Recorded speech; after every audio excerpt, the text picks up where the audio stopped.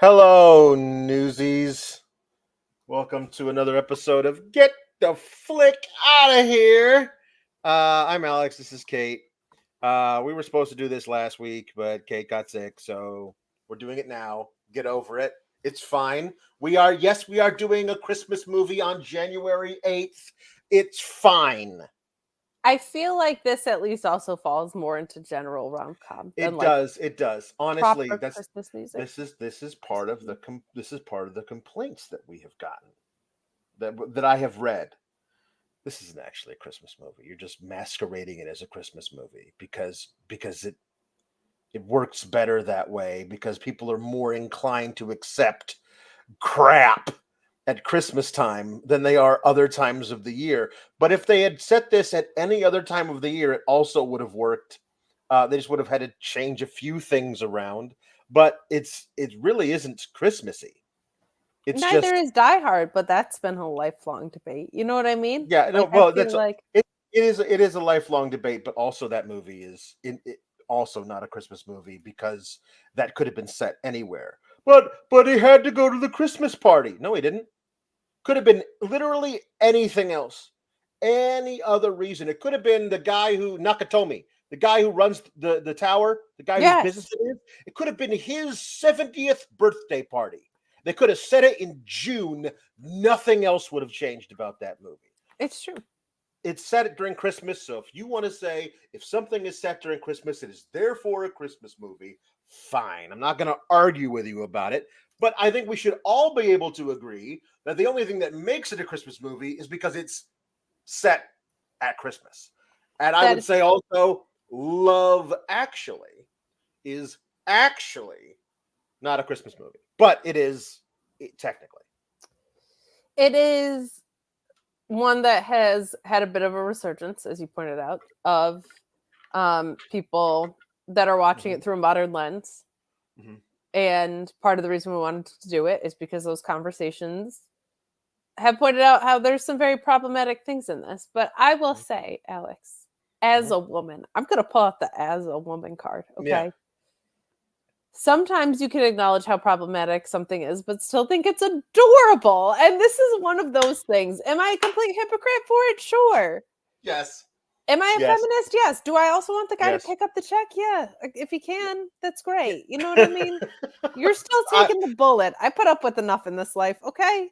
No, yeah. So No, 100%. there are pockets of hypocrisy that you have to navigate. And this is one of them where there's like a lot of references to like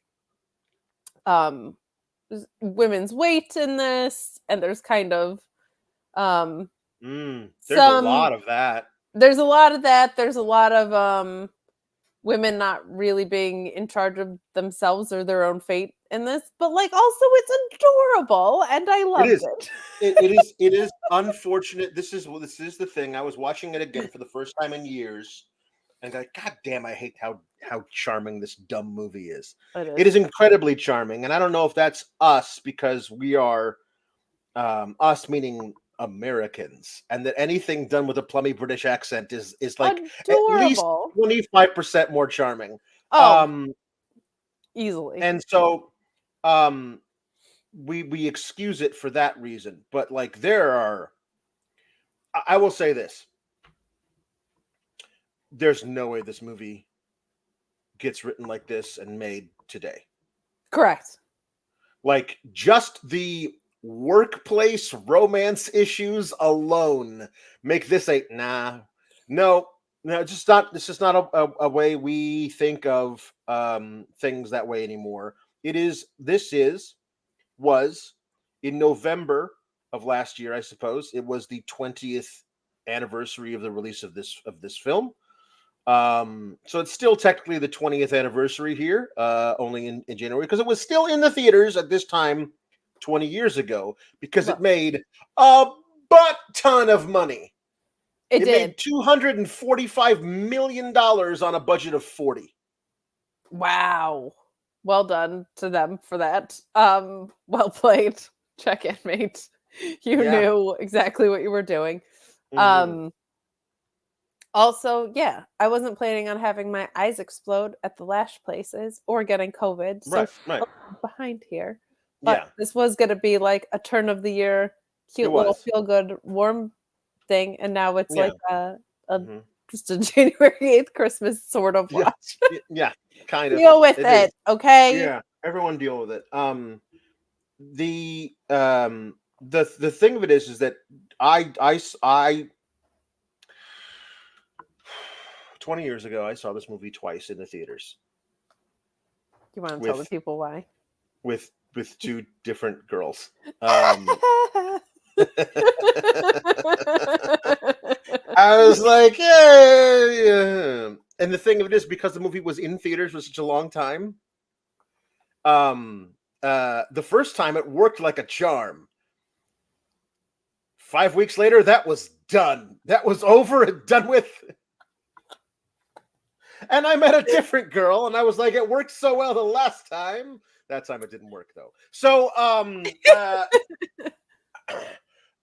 yeah, it was. Yeah, listen, I was a different time. But I remember watching it vividly in the theater, and uh, think this is really sweet and charming. Um, and and my dates both thought it was sweet and charming. There was a thing that we like. I don't know if like everyone's different now, cancel culture, etc. But like the Me Too thing that has swept over, and we're like looking at things through a different lens now. But there's a Sure. lot of horrible body shaming, a lot of you recognize that like this is a romantic movie with all of these women in it that don't have any real agency in how they like I don't know, like experience the world. Yeah. There's a lot of like overstepping of bounds of people who shouldn't do that. You know what I mean? Like there's relationships of like, for example, your boss calls you into his office to tell you you should make a pass at a fellow coworker is just a thing that probably HR from different companies is going to get involved. This is a class action lawsuit that is going to It's happen. true. And then it was like, oh, he's being a cute boss because he's taking an interest in your personal life, and we definitely would not think that now. No, which The by the way, like it's a good thing. Like it's a good thing that as time progresses, we look at things and point out things that didn't age well. It's a very that's how society should move. Like I watched because I was sick all week. I watched a lot of really dumb stuff, and one of Mm, them was Devil Wears Prada. And whenever I go back and watch that, which I do way more than any one person should, mhm. um, I find myself becoming a Miranda sympathizer because Andy is an idiot and she eats an onion bagel before her interview, and she doesn't know the name of the editor. And I feel like the point that they make in that is not like pro the eating disorder stuff, Right. obviously. But like the point that they make in that movie is like if Miranda was a man, nobody would shirk at it, and it's like that's true. You know what I mean? like there That is are true. things, and I think in rom coms that happens more than anything because you see how women participate in romantic relationships and how men participate in romantic relationships, and those conversations have evolved a lot. And I think that's good, and I think the portrayal of them is important, but it does also you can still like something and also recognize the complexities of the fact that maybe it wasn't Right. like in a modern lens the best Yeah. representation of things, and that happens a lot in this movie, and part of that is because there's like 7 different plot lines. Well, there's more than that even. Um, this also began. This was the granddaddy of them all Christmas rom com. I'm sure there were others before this, but this is what everyone saw. Hey, $40 million gets 200 and actually $248 million Jesus, return. a Let's $200 million gross is like pretty nuts. Yeah, pretty good. So everyone was like, "Hey, let's just try and replicate this formula on. Let's get a bunch of celebrities together to make like a New Year's Eve version of this and a Valentine's Day version of this. Remember those came out a couple years after this, and then Yes. but then it was like every Christmas we got to have more of these kind of things. Like, oh, let's be sappy and lovey, and it's Christmas time, and at Christmas time you are extra horny. I guess I don't know, but like it's this It's this cuffing thing season. that yes, there you go. It's cuffing season. So this began a wave of this, and I would argue I would not be subjected to Christmas with You starring Freddie Prinze Jr. and AJ Lee's sister, because that movie would not exist if this movie had not come out. And for that reason alone, I might say get the flick out of here. Honestly. So it's an American classic. I don't know what no, you're talking about. I don't know. This was by Richard Curtis, who did Notting Hill, Four Weddings and a Funeral, this British romance guy. His daughter hates the film. And his daughter has gotten him to agree the film is bad.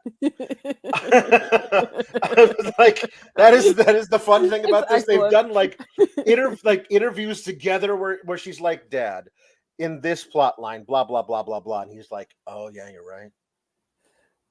Yeah, I never thought of it that way. That was really bad. I shouldn't do that. But like the one thing he regrets the most is the constant fat shaming. There's a lot of it in there, and like there was also a weird lot of it in society at the time too. Like that's the trickier part. Sure, but that's the thing is there was a lot of it, but honestly none of it is necessary for the film whatsoever. Like that's very true. It's just a thing that you throw in there because people are going to laugh at it. It's an easy low hanging fruit joke. Everyone laughs at fat people. Ha ha ha ha ha ha ha. And so let's put it in the movie. But I do think it is. The thing of it is that not even like we look at it like, oh, we thought differently back then, and it's unfair to judge the merits of a film by the time now when it was made 20 years ago. And I agree, but I agree in somewhat. But I definitely think you can judge the merits of a film based on if any of it makes sense. Yes, and there's a lot of this film that does not. Yeah, yes, I do that. The movie is a bunch of intersecting plot lines. It is very ambitious, I will say too. Like from that perspective of a lot of rom-coms at that time that preceded it were just one plot line template, rock and roll. So much. It's so ambitious, it doesn't work. Because the movie needs all of these plot lines to happen simultaneously, so much so that at one point a guy is in two places at the same time. And because he's one of two black characters in the movie, a wonderful destruction of this film, written, hold on, by Lindy West, published 10 years ago on Jezebel.com. It is one of those things to make white people worry that they're being racist by confusing by watching one white guy and thinking, is that two black guys or is that one black guy? And there's in fact the same black guy, but he happens to be in two places at once, and the editing belies. Also, other people. There is a funeral and a wedding happening simultaneously in the same church. Yes, because the editing is they were so obsessed with dovetailing everything that at some like you'll go from one scene in the same location to another scene in the same location that can't possibly be happening concurrently, and nobody's gonna ask about it at all. Until Alex Pulowski. And until I do Years later. But honestly, people should have been asking about this at that time because editing is editing. I don't care what you do. You put one character in two places at the same time. You have to anyway. Bill Nye is the best part of this movie. As Billy Mack. Who is an analog for several different British pop stars. Yes, like he's a it doesn't feel like he was in a band necessarily, so he's not quite Mick Jagger, but he's got that kind of a swagger about him. Ricky Rainbow Um, for the SGS people. yeah, perhaps. But he was a huge success in the 70s, and then got all strung out on heroin and is trying to make a comeback now later. And we see him recording a Christmas cover of Love Is All Around Me by the Trogs, but they just replace love with Christmas. And he can't get it right. And so his Scottish manager, wearing a Canadian tuxedo for some reason throughout the entire film, uh, blue jean shirt over blue jeans, tucked in over his ample Guinness belly, is like, we go to try that one again. All right, mate, let's do it again. He's a very sweet man. But I did a little research into Christmas number one. What the heck is that? Because if you're from America, you don't know what that is. The number one song during the of the charts during the week that Christmas falls is considered the Christmas number one. And for a long time, including now, that song is probably Christmas based. And a lot of times they're like novelty songs, which this one kind of verges into.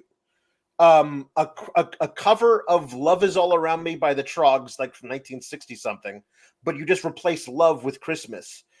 Sounds kind of like a really cheap, like cynical thing to do for Christmas.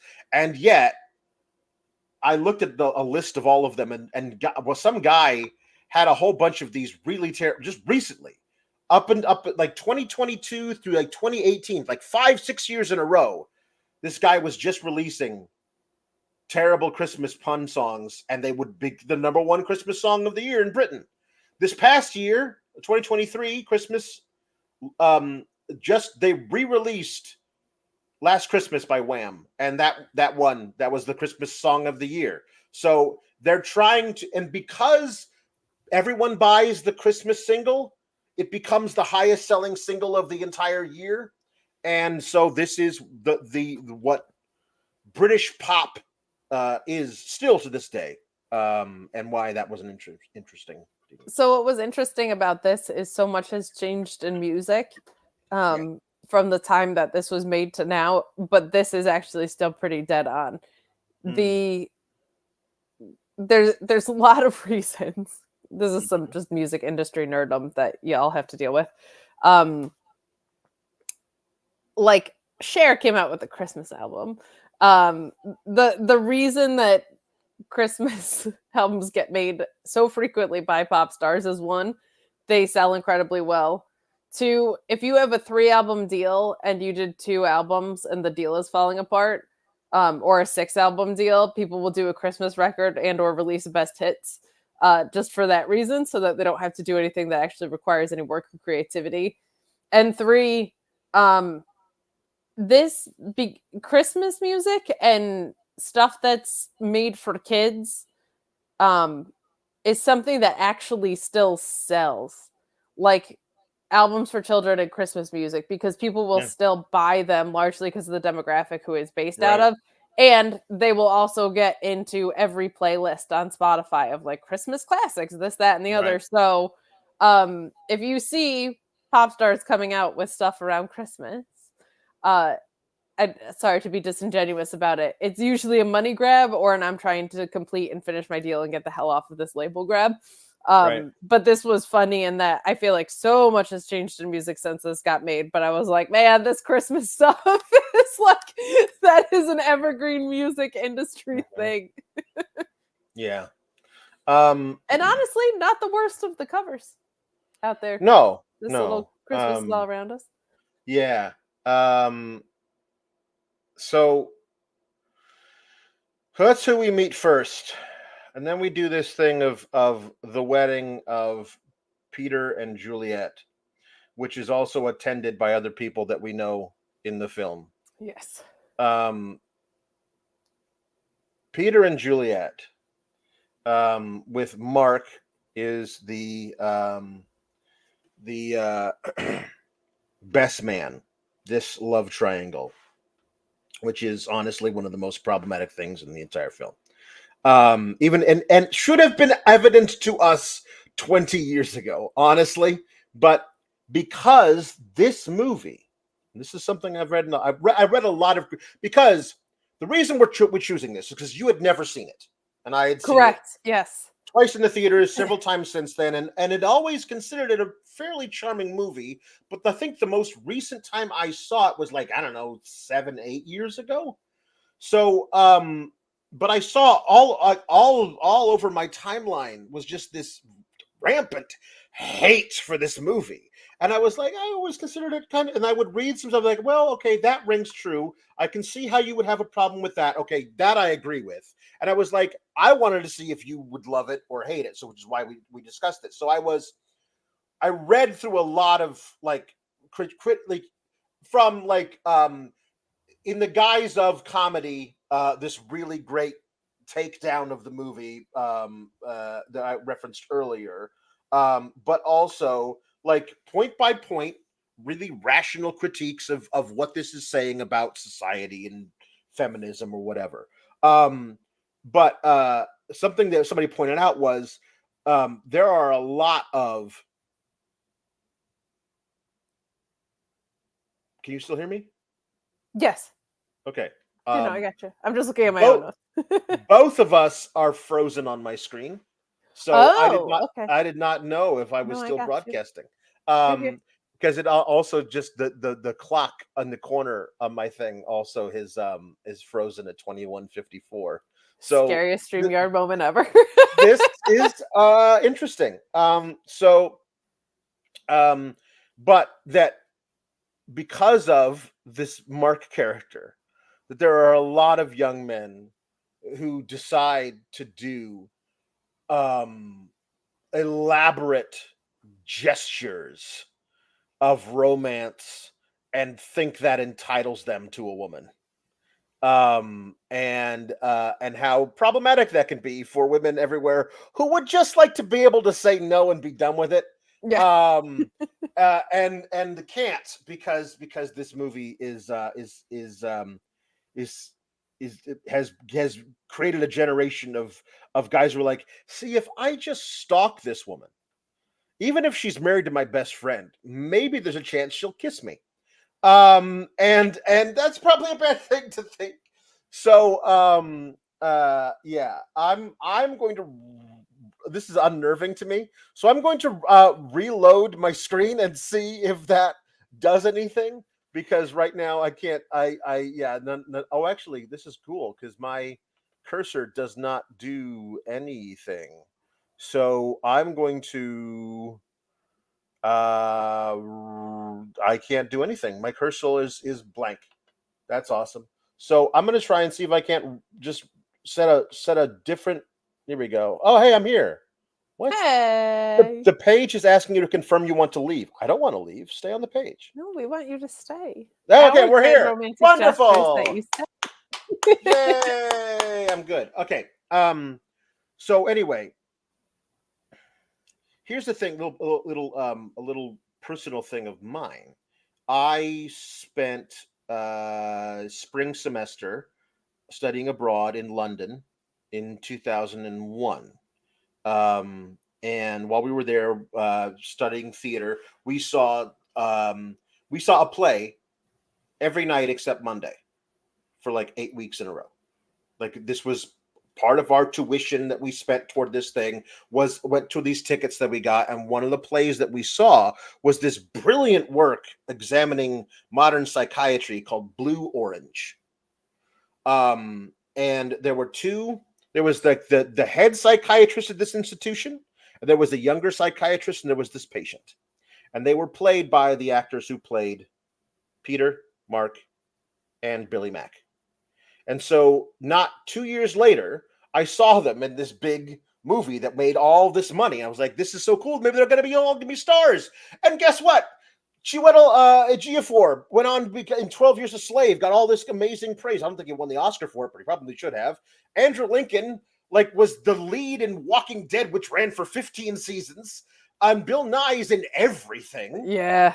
and they were nobodies, even in England, when they were in this West End play called Blue Orange, which was a great play. I loved all three of them. So it was so cool to me to see them all in this movie that kind of kickstarted their Hollywood-ish career, or British film career. But Keira Knightley plays Juliet. And one of the things that is slightly unnerving about it is she feels like she might be a little young for these guys. Just a little. Yeah. And then you look it up, and she was 17 when she filmed it. 17 when she filmed the movie. 17 when she filmed it. And both of these guys, like Chiwetel Ejiofor, I believe, was 28, and Andrew Lincoln was 30. So like this, she feels a little young for them. She was, in actuality, very young. Actually a child, if you look at the illegally young. Yeah. Illegally young. So that always kind of struck me. Anyway, Mark does elaborate things. That's a thing that he does. We find that out later. That's what he is. So he has set up a whole band to play All You Need Is Love with a choir. The Beatles' All You Need Is Love. As they walk out of the venue for this wedding they are having. So I made this. This is not something I'm in retrospect I'm thinking about now. At the time, I was like, all these people sitting in the pews at the wedding that are hired musicians that nobody on the groom side or the bride side knows. Yeah. I feel like at a wedding, which is a small wedding, it's not a huge wedding. Correct. Somebody would be like, I'm sorry, who do you know? And then they would know them. And they would also be sitting there with a saxophone between their knees through the entirety of the service. And it'd be like, why do you have that? Oh, it's just a good luck charm. Like, why? There's trombones and saxophones, and they're all sitting there in the pews, and then stand up and start playing the horn section of All You Need Is Love. And I was like, I feel like that's not. That's a stretch even for this, yeah. But also we see at the wedding, and we have to go back now because I was going to do, because a lot of this has to be told out of order, or doesn't make any sense. Jamie has to his girlfriend is supposed to come with him to it is never explained how he knows Peter or Mark or Juliet. He is a writer. He is a writer. I don't know what the other people do. All you got to do is say at one point that Peter is his editor or something. I don't know. Yeah. But I have no idea how they know each other. They're friends, but there's whatever. He is his girlfriend's going to come with him to the wedding, but she's sick and can't. So he's fawning all over her, and he eventually agrees to leave. But he comes back after the ceremony to check on her before he goes to the reception. And when he gets there, his brother is there. And Jamie is played by Colin Firth. And he's not my type, but he is definitely a lot of women's type. And his brother is nobody's type. The woman that he left there in bed sick was with Colin Firth and decided, I'm going to go for his obviously layabout, shiftless, good for nothing brother, the way he is dressed, and he's not shaven, and he's ugly as sin. Sorry, guy. I don't know if you did any movies since then or if you're watching, but compared to Colin Firth, I was like, why is she going for the brother? Anyway, he tries to pawn off as I popped round to borrow some CDs, which is a wonderful thing you could say in 2003, and a lot since then. No, yeah, I mean, cuts in 2013. That was like a no. dead. I just thing. I popped round to borrow some CDs. And he says, "Listen, I was thinking we should take Mom out for dinner." for her birthday. We've been bad sons this year. And what do you reckon? And he said, well, yeah, no, I think that would be good. And at no point does he go, he says, the lady of the house let you in, did she? Oh, yeah, yeah. At no point, also the brother, dumb as a post, because at that point you go, I've admitted that the lady of the house let me in. Okay, she can't hear us talking from a different part of the house. So I'm going to be like, hey, I just want to let you know Jamie's here. If you're trying to conceal your affair with your brother's girlfriend in any way, you might try a little subterfuge that's better than I popped around to borrow some CDs. Yes, I agree. We should take mom out for lunch. Like it was just anyway. And then she screams, I'm naked and I want you at least twice before Jamie gets home. And then the brothers look at each other. And that's the last time the brothers look at each other ever. So that's the end of that. But at the reception, we see Mark videotaping the bride and groom having their first dance, and then Laura Linney, who is inexplicably American in this movie, and again, one line of dialogue would have helped. But she's living so delightful, though. I love her so much. This is probably not. I don't know if it's surprising or not. My very least favorite subplot in this movie. So she's delightful. She's very, very good, but it doesn't mean her character doesn't have a lot of problems. Like the way that's written. I love Laura Linney, not this. Okay. This piece of the story. But she's like, are you in love with him? She asks the best man of the groom at the wedding. And he's like, what? Not taking offense that he might be gay, but she's like, I just thought maybe you needed somebody to talk to about it, but nobody ever asked. So, are you in love with him? And he's like, no, I'm not in love with him. And we should have been like, I'm in love with her, but they never actually. But no. So that is the wedding. And then we meet, I think this is when we meet Liam Neeson. Yes, I believe so. Who's calling Emma Thompson, who is his friend. And Emma Thompson and he are friends, cousins, co-workers, ex-lovers. They never explain it. I have zero context for what their relationship is. Okay? Ex-lovers, I don't know. I have no idea.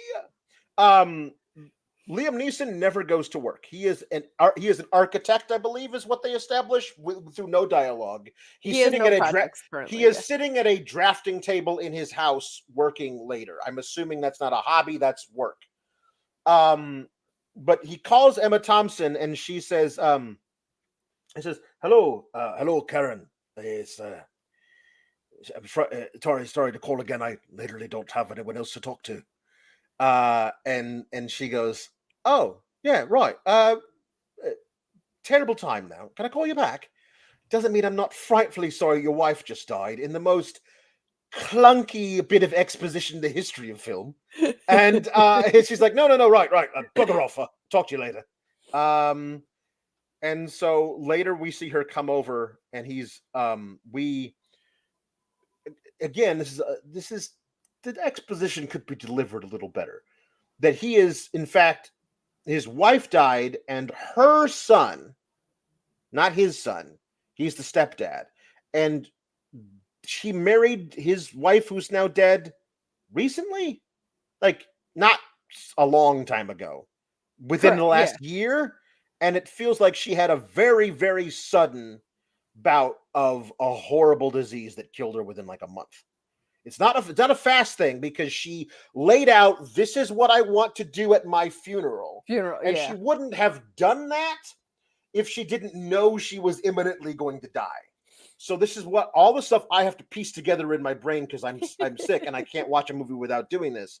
So his son has shuts himself up in his room all the time. and won't come out. I know it's because he's so sad. And he says every time he does come out, it's obvious he's been crying. And then Liam Neeson starts crying. And then Emma Thompson's like, "Come on now, stop crying. You got to get back out there. Your wife died last week. A minute and a half ago. Yeah. No one's going to shag you if you cry all the time." So she is somehow shaming him for grieving his recently dead wife. What a friend and or cousin and or co-worker and or ex-lover. I don't know. I don't know.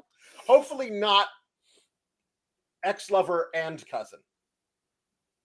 Could be with this movie. I was saying and or, and I honestly don't know. So there's also the characters of John and Judy, who are stand-ins at. It's not a porn. It's just a movie with lots of sex in it. Yeah, it's like a weird. Yeah, but they're at best. Yeah, but because he talks about how he was the stand-in for Brad Pitt on 7 Years in Tibet, and I'm pretty sure Brad Pitt is a full 7 or 8 inches taller than Martin Freeman. Yes. So probably would not have actually been the stand-in for Brad Pitt. But they strike up a conversation while doing fake sex acts to each other while clothed. And then she has to be unclothed while he does it. And Martin Freeman's great at this, and the woman who plays Judy is very a winning personality. We hope that they're gonna if there's a bunch of these threads that I feel like to just silo off these characters who seem to be good people with good chemistry between the actors and make the movie about them, as opposed to this is the 5th or 6th, maybe the last most important thing in the entire movie is these things, and they're actually really cute and have no problematic problem with it, except for the fact that they meet while simulating sex acts on each other. But that's part of the work, I guess. So they fall in love throughout the course of the movie. It's hard to come back to this because all of the scenes, although charming and sweet and wonderfully acted, and in some places really well written, are inconsequential to the very plot as a whole. Yeah. You could completely excise this subplot from the film. Yeah. Nothing about the rest of the stories would change. The only, because so many of these have threads that move in and out, that this person is also involved in this story. But these people, the only connection they have to any of the other stories is that a guy who works as a PA, like 3rd assistant director on this porno movie, is also the friend of another subplot that probably should be excised from the film. Not could be, probably should be. Should be, yeah. Even though that is because it belongs in a different movie. But none of that would matter. The problem is that the guy who is 3rd assistant director on the Not Quite a Porn movie is also, at the same time that is filming, sitting in the back room of the kitchen at the wedding that is still being contested what feels like 3 days later. It does feel like a significant that amount of time wedding lasted a long time because the wedding is still happening in the reception while the funeral for Liam Neeson's wife is happening. So but the one where he calls Emma Thompson can't happen on the same day as the funeral. It just can't. So all of whatever. Time is a construct that is not well executed here. Colin Frissell, which is definitely a name that Charles Dickens wanted to use in Oliver Twist, but never got around to. Correct. Colin Frissell is a guy who works sometimes as a catering waiter, sometimes as a delivery guy for a deli. He's just a nobody, but he believes that women owe him sex. This is the problem, but it's not necessarily inaccurate, but definitely, inaccurate that these guys exist, but not great to be like, this is This is the comedy center of our film. When this guy comes on screen, you're gonna laugh.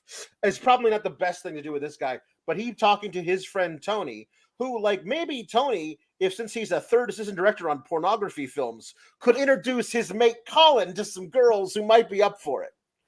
Perhaps. I don't know. Fair point. But he says all women in Britain are uptight, except for, I would assume, the women that Tony works with on the pornography films, probably not as uptight as the women that he meets. Yeah, probably likely. But he says, I need to go to America. American girls are love guys with British accents, and they're always fun and up for anything. And Tony, to his credit, says that's a dumb idea. Little does Tony know that Colin exists in a different movie where parody, straight out of like the Naked Gun films, is a thing that exists in Colin's movie. Tony doesn't realize that sometimes he does scenes in one movie and sometimes he does scenes in a different movie.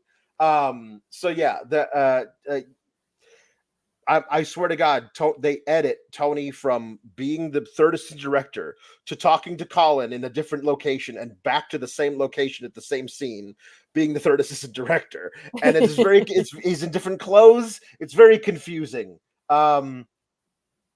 So now we also meet Harry, played by Alan Rickman. And great. who's great. I will say a lot of this movie is, whilst problematic, very charming, and a lot of it is because of the cast and not just because of their British accents. Like, it's if this was miscast, this does not make a $200 million margin. Yeah. So Harry runs a graphic design firm, I think is what this is. And Laura Linney is playing Sarah, and she works there as well. And he calls her into his office. How long have you worked here? And she recites some ridiculous day thing. And he says, and how long have you been in love with our enigmatic head creative director, Carl? Carl with a K. And Carl with a K is a German man. They have hired Brazilian heartthrob Rodrigo Santoro to play Carl with a K. I'm sorry, the worst bit of casting in this movie. Change his name or don't hire that guy. Because of course she's in love with him. But also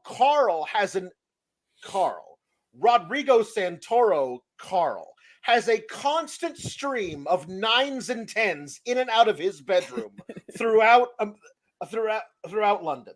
So the idea that he is secretly also pining for Sarah, the mousy English American woman who he has never said anything to, is also, I'm sorry, against the laws of nature. Because Rodrigo Santoro is Rodrigo Santoro.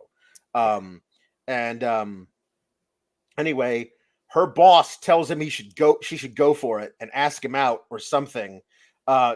Because everyone who works here knows you're in love with him, including Carl. And yet Carl hasn't made the first move. So why are you not talking to Carl? I don't understand why you're not talking to Carl with a K, Rodrigo Santoro. You should bring him in there, speak to him in Portuguese, because that's his native language, and let's figure something out here. But it does feel weird to target the woman to be the one to make the first move.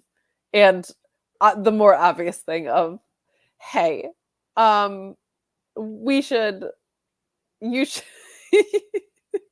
you should make a pass at your coworker. Mm-hmm. And I am your boss, and I am telling you that. So much of it is because it's the boss. Like, if it was just another coworker that was like, I've been working alongside you. I've seen you climb the corporate ladder, right? Like, this whole time. I've seen you put in, and I've seen you, as every time you got promoted was you just felt a little bit more in love with Carl. Like, just do something about it. If it was like her best girlfriend versus your boss is a very, very, very different thing. Right. Along the way, Emma Thompson is informed by her daughter that she is going to play the first lobster in the nativity play, and it is up to her to make a papier-mâché lobster costume for the daughter. The Christmas nativity play is central to the finish of the movie, although I could not explain to you why. But the movie is very good about only telling us the connections between the characters at a really dramatic moment occasionally. I think Yes. once, honestly, once. But we meet Harry, Alan Rickman, head of the design firm, and we do not have any connection between him and other storylines until it's like the movie goes like bum bum bum, because he has a secretary, Mia, who is literally, if she disrobed and literally threw herself on top of him, she would not be coming onto him any stronger. Yes. This is also the one of the chief feminist responses to this thing is that all of the women are available and Yes. seen through the eyes of the idea that like this, it's not unheard of, certainly, but the idea that this young woman, Mia, gorgeous, throws herself at her 55-year-old boss, Alan Rickman, who's not like charming Alan Rickman, but like bumbling Alan Rickman is a thing that written by a man. And so there's that is developing in this thing. And now we also meet Hugh Grant, who is the newly elected Prime Minister of England. And it is it's I was I'm like, you trying to think. cannot have a charming rom-com without Hugh Grant, and then he finally Right, you showed can't. up. Right, no, he finally showed Not up. a British one. No, it's also Richard Curtis, who did Notting Hill and what's the other one? Four Wings and a Funeral and other things. So like he's a Hugh Grant. Hugh Grant is a staple in Richard Curtis movies. So yes, he's in it. But I'm trying to think of a movie that just an American movie that incidentally has like the fifth male lead is the president. You know what I mean? Like, it's a weird thing to be like, this is the most important man in Britain, and he's like kind of also in this movie about a whole bunch of other different things. Is that true in Men in Black? I don't know. Is there president in The Men in Black? I president is don't know. pretty low. It's Bill Pullman. He's great. Gives the big speech, but That's Independence Day, I'm sorry, that's Independence Day, and that's pretty much about the president. Like he's the guy who's So I'm pretty sure. Anyway, I'm just so, I'm grasping at straws here. It's fine. We're asking questions. It's important that we try and answer them. So it's just very anyway. So he's newly elected, and at one point the porn stand-ins talk about so a new prime minister. What do you reckon? Oh, I like him. I just wonder why he's never gotten married. Well, you know the type. He's always and again, they're simulating sex acts while having this conversation. You know the type. He's married to his job. I bet he's gay as a fruit basket. And that's the whole scene, is to give context for a different character. They have this scene between these two people simulating sex acts on each other while having this little getting to know you chit chat. The two of them are so much fun. I love them. I have to blow your nose. Okay, you blow your nose. I'm just gonna let people know it's not. Yeah, I'm not doing a drug of any sort. No. Okay, so there we go. So it's his first day at 10 Downing Street, and he comes in and meets his staff. It is it's I don't know, man. I know there are butlers and whatnot that work at the White House, but it does feel weird that his staff is not like his chief of staff, and it's not like the people who work at the West Wing TV show. No, it's not like the cabinet. It's not his speechwriter, and like it's not those people. It's literally this person shines your shoes every night. Would you like to meet them? and he once signed shoes for Winston Churchill, and it's just all this long line of people that he meets, and one of them is Natalie, who is played by Martine McCutcheon, who is incredibly cockney and charming, and cute, and David, the prime minister, is immediately smitten with her, and he goes into his office, shuts the door, and is like, "Oh, that is so incredibly inconvenient," because he can't be thinking about this girl. He's got to lead the nation. And so this is the thing. This is 2003. It's just the fact that he's not married, which makes it okay. But they're basically doing Bill Clinton and Monica Lewinsky as a feel-good story. And I feel like even at the time, it was a bad idea. Well, it's more the repeated trope in here that the men are constantly in power and the women are constantly subservient. Because he's not married and it isn't a sex scandal. They're smitten. like he's smitten with her. Right. But it is constantly like, okay, a boss and the secretary, what else can we do? How about the prime minister? The prime minister and the girl staffer who brings him his tea. Yeah. Like it is That's a lot of repeated male in power, woman subservience, and then they continue to widen that gap a little bit too much. The power dynamics are so... It's a little cringy, yeah. You know, like, not only am I your boss, I'm the boss of the country. So yes, you do have to do the thing I want you to do. You know what I mean? Like, not only could I have you fired, I could make sure your father loses his job, and I could do all of that. I could have you in jail just because I feel like At one point later, he comes on to her by saying he could have her ex-boyfriend murdered, and somehow, because it's Hugh Grant, it comes off as the most charming thing ever. But he's like, no, I just broke up with my boyfriend, because he's like, do you have any? I don't know anything about you. Do you have a husband, a boyfriend? And he's like, I just broke up with my boyfriend. Actually, wasn't a nice guy in the end. He said I had fat thighs, and it's like, well, I could have him murdered. And she's like, I'll think about it, sir. Like, it's just, I'm like, the thing you have to know about this part of it is that the president of America, who also has been recently elected, I guess, comes to visit. And he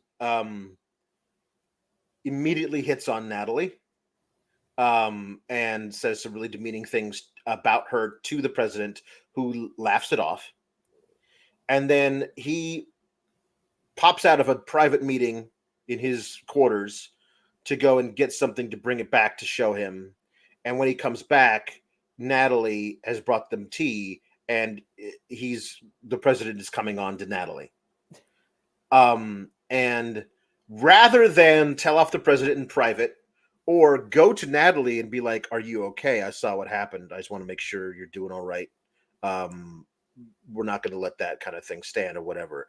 Instead of that, he does a public press conference where he tells off America. Not just this president, but America.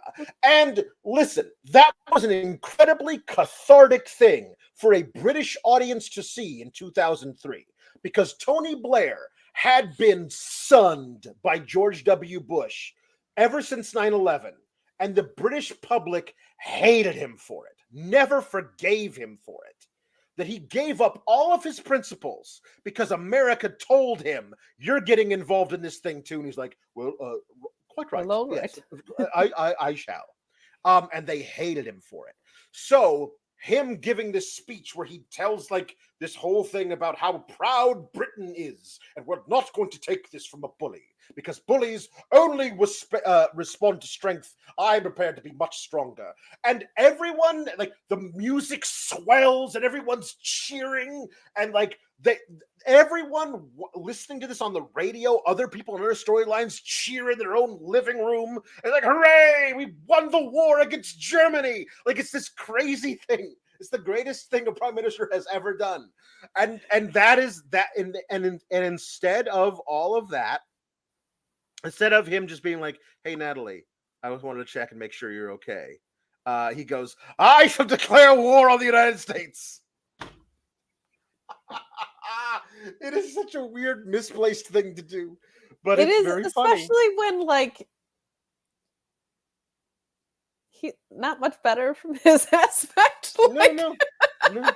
It is a very grand. There's a lot of grand gestures in this movie. This is a little over the top, considering he also like has a thing for her. Well, it's also like, no, you can't hit on my tea lady. I'm the only one who gets to hit on my tea lady. It's this weird, like, I don't know, like, proprietary thing. Nationalistic for hitting on a tea lady. He's getting a little territorial. With Billy Bob Thornton, by the way, is playing the president. And he is playing, by the way, a perfect amalgam of Bill Clinton and George W. Bush. Yeah. A perfect amalgam of the both of them. It is, he's smarmy and slick like Bill Clinton and has the politics of George W. Bush. I can't imagine a worse thing. Like, it was perfect. 2003, that was the worst we could have imagined as president. In 2003.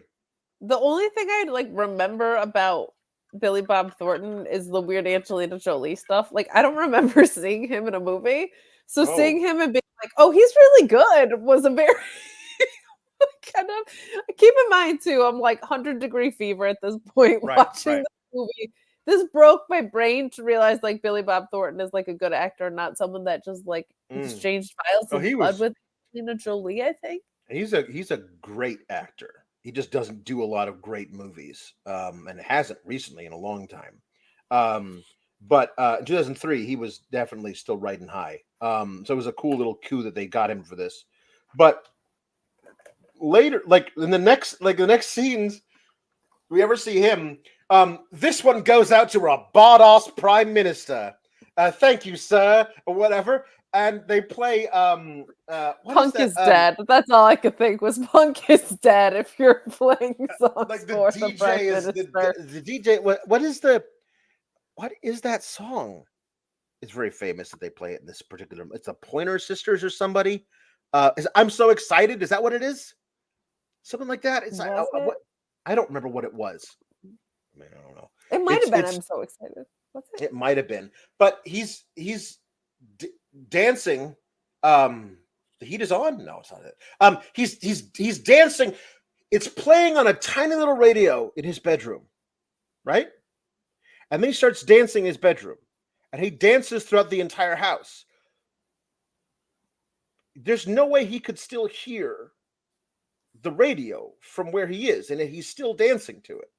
And I guess he has to dance throughout the entire house, A, for the funniness of him dancing down the stairs, but also so that he could run into a different servant, who like while he's dancing and be like, yes, well, I think we'll move the meeting tomorrow till 4 p.m. with the prime minister of whatever that is, and that's it. He's adorable. He's adorable. This is the insidious thing about this movie, is that so many of these characters, because they're played by great actors, are adorable, and they don't realize what this movie is actually funneling to you is bad. Yeah. Or, like, in my case, because I was watching it for the first time when all this discourse had happened, I acknowledge it, and then I actively dismiss it, and I set it to enjoy the film. Like, I knew it all. But him dancing down the stairs and stuff, look, sometimes you get a little song in your head and you continue to dance whether you can hear that song or not, Alex. I'm not saying I do that on a consistent basis in my apartment, but I am saying that I do that at a consistent basis in my apartment. Okay, so again, all this is being told by us out of order because it all is like scene, It's scene, impossible to scene, do scene, this scene, scene, scene, yeah. scene, scene, scene, scene, scene, scene. So I'm going to talk now about Jamie, who has fled the nation. He has fled the country because his girlfriend cheated on him with his brother, and Correct. he is now going to spend the holidays in France, at a cottage on a lake outside Marseille. And the woman who it's a place he always comes back to, and the woman who owns it, who rents it to him, has found a new woman to come and clean his house while he is there because he's a giant British slob. And British people need servants. Obviously, they couldn't possibly be asked to pick up a broom Obviously. or do their own laundry. So Colin Firth is picking up a broom. No, the girl they present to him as his new cleaning lady is Aurelia. She is Portuguese. She's from and she lives her. Everything's fine. It was just a plastic bottle. Her entire family also lives in Marseille. I don't know if there's like a little Portugal or a little Lisbon, Portugal town that is in Marseille, but that'll come in handy later. She does not speak a lick of English, and he does not speak a lick of Portuguese. But let's not let that stand in the way of them falling in love. They both speak love. Okay. The other insidious thing about this is that in the beginning 5 minutes of the movie, when Mark has "All You Need Is Love" played at the wedding, that seems to be the through line of the entire film. The theme is all you need is love. Whatever love is to you, let's not try and define it, but all you need is love.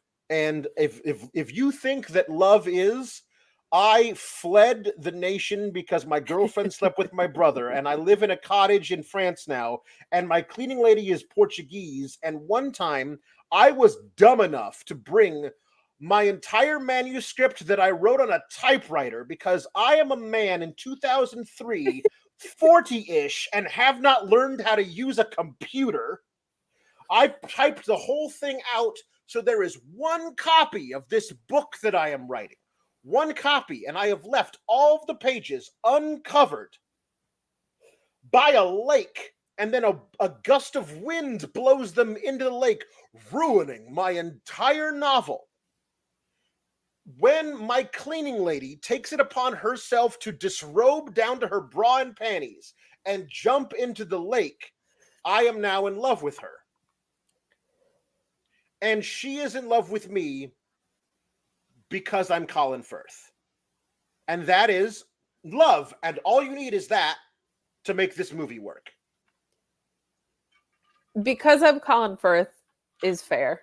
But I mean, this is troublesome because I'm not like the world's most romantic person. So like I do feel like circumstances apply. Right. And this storyline, a bridge too far for good old Kate here. This was a tough one. Don't blame you.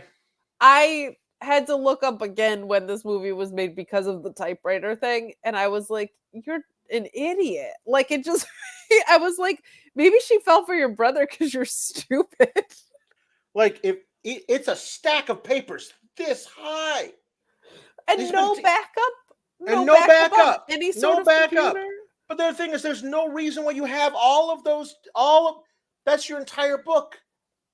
You didn't type that today. You brought that with you down to the thing. Like, typing, like, the chapter before this one, you want to do some little references to? Fine. But the chapter you're currently typing probably should be the only one that's by the lake. Also, they talk about how cold it is. Yeah. Why are you typing outside if it's cold? Why are you typing outside if you're cold? And honestly, why are you disrobing to bra and panties if it is cold? Just jump in your clothes if you're gonna make that grand gesture. But my takeaway from this whole thing was that Colin Firth is an idiot, And even adorable, charming Colin Firth couldn't win me over with this. This was really, really rough But because I was but you're dumb, and I right, understand why your partner left you for your yeah. brother because Also, you're an idiot. she disrobes to her bra and panties to jump in off the dock into this lake to retrieve all of his pages of his manuscript. The camera pulls in a little too tight and a little too long on a tramp stamp tattoo. And it's Yeah. being seen through the eyes of Colin Firth. So it's like, oh, she must be up for anything. Good Yeah. for me. This is It's this weird thing that like the the, permission thing is weird. Like, right. And but then he says, "Oh, now she's gonna think you're an asshole if you don't jump in too," and he falls in fully clothed. So like the idea that because he's clumsy, I guess, but oh, also like there's no like trade off where like the ladies in the audience get a look at Colin Firth's very pasty non-chest. You know what I mean? Like I don't know like I don't know what that is. to be clear for like the male gaze thing, like if you're jumping into a lake, your clothes are clinging to you, clinging to you, clinging to you. You don't Right. need to like go the extra step on this. No, I don't know. But But they this, I was like, you almost. This one felt like they started with the trope that they wanted and reverse right, engineered into the storyline. right, Like this one right. was too far because I was like, you wanted this moment, and it felt like Yeah, you worked backwards from yeah, there yeah, instead of what you wrote leading to this moment. Like the other stuff that's problematic because of the acting performances and the layers, like you at least feel like there's pieces of it that are organic. Like with right, the boss trying to get his subordinate to come on to another subordinate, you're like, they establish that they've been um in a working relationship for a decade. So you're like, okay, at least he knows her personally, even though it's a wildly inappropriate thing to do. Like this felt so forced because they don't speak the same language and stuff. Like, and it really I was like, and I'm not like in love with Colin Firth, but I do find him adorable. And I was like, if you can't win me over with Colin Firth, you've done something wrong here. You've gone a yeah. bit. I do feel like Colin Firth in this movie is relying a lot on Colin Firth in other movies to have already established an attraction between the females in the audience. You know what I mean? Like the That's women in the audience definitely saw the Bridget Jones movies and were like, "I'm in." Doesn't matter what he does in this movie, I'm it in. doesn't. It doesn't. I saw him in the original Pride and Prejudice as Mr. Darcy. I'm in. I I'm don't so in. care. Um, I know that uh, in a decade from now, this guy is going to overcome a stutter and he yeah, is going to lead us. yeah, He's going to take over as prime minister from adorable Hugh Grant. yeah, Or no, it was the exactly. king, right? Yeah, King's the King's Speech. my God. So anyway, um, he ends up like driving her back to her neighborhood from the house. I don't know how she gets there. Somebody drops her off, and he drives her back. Oh yeah. It's a weird thing. Yeah. Anyway, so they fall in love because they fell into a pond together. That's all it takes. That's all it takes, man. The amount of relationships I've had because I just Right. was boating and a Mhm, klutz. right. There you go. The now we find Daniel, I believe is his name, Liam Neeson, who is finally talking to his stepson, who could not be cuter, little Thomas Adorable. Sangster. And the reason he's like, it's like, of course I'm sad about mom, but mostly I'm in love. And at that point, I feel like they don't bring up mom ever again. Like I'm in Pretty love with much. the Yeah. I'm 11 and I'm in love with a classmate of mine. That is what I am crying about because I am horribly in love, as opposed to my mom died. Not a combination of the two. Honestly, mom, it was only a matter of Mom time. sucked. But the rest of my life I could be spending with this girl. Also, there is a weird deal that the movie does not have to do that makes it weirder.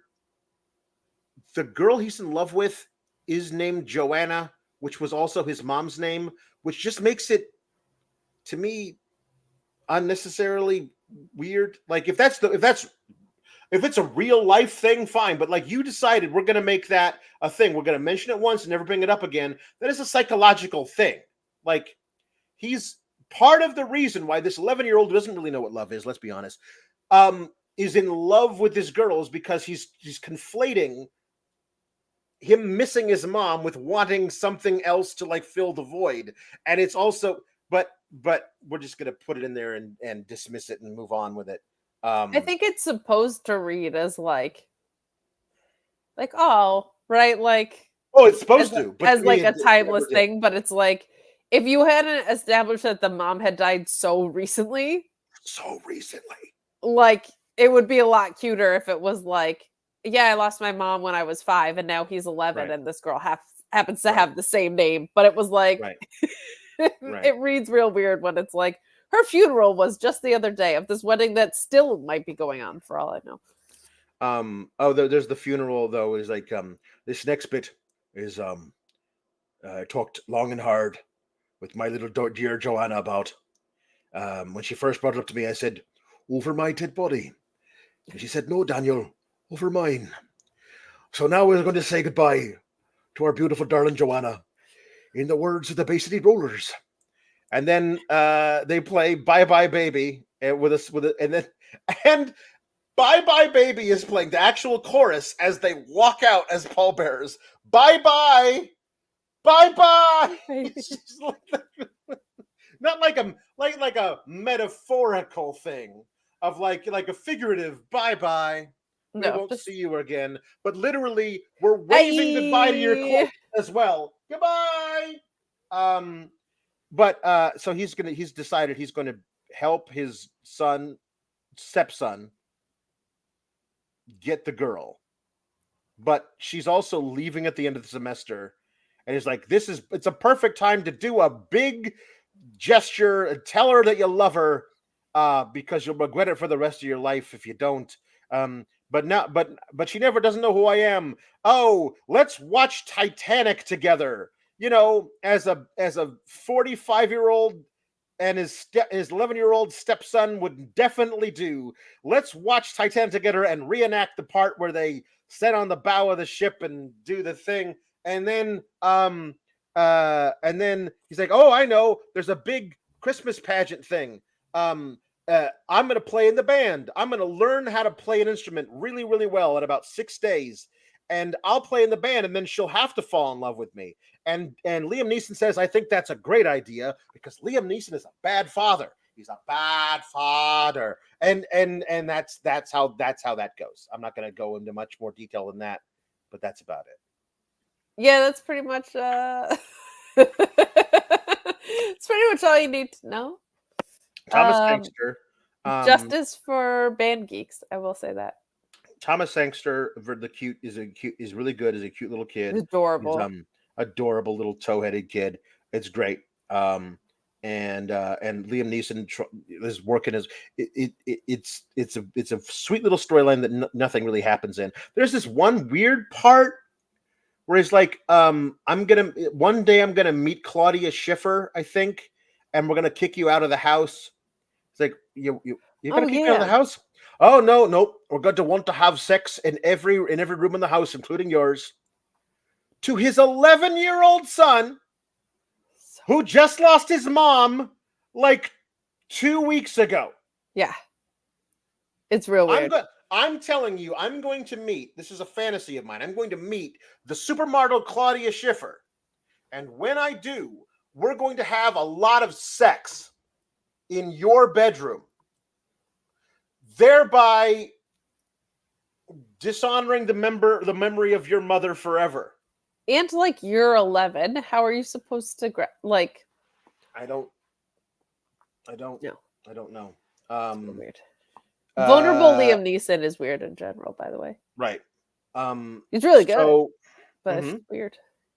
So,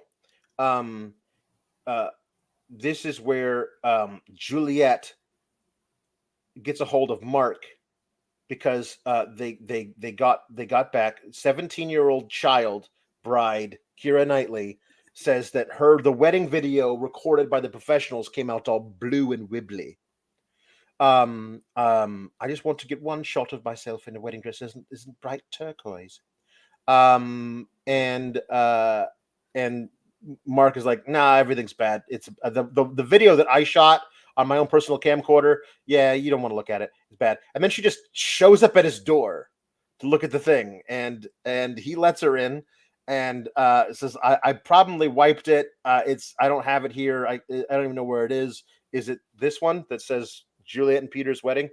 And puts it in the thing, and it is a confession to a crime.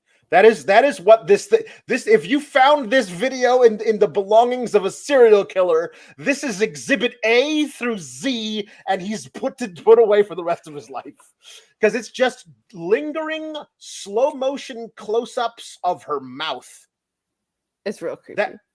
That is what Mark has, and she looks at it's like, oh look, I'm very pretty, and this is, oh, it's all of me. But and then she like turns to ask him a question, realizes, oh my God, my husband's best friend is in love with me and is probably going to murder me and have sex with my corpse. Yeah, like I should not be her my first skin is gonna be a suit in about her first thought is, I need to get out of this apartment right now. There's no other thing you could think, but it's not. She turns to him when the video is done playing, and she goes, but you hate me. You never talk to me. Why? And he's like, it's a self-preservation thing. I gotta go.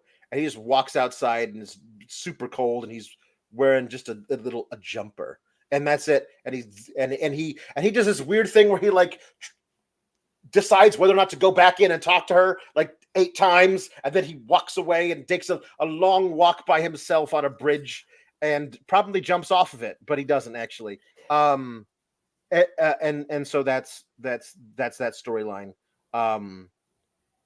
So yeah, at that point, he's got to change his name and move to a different part of the country, because there's no way you can talk to anybody.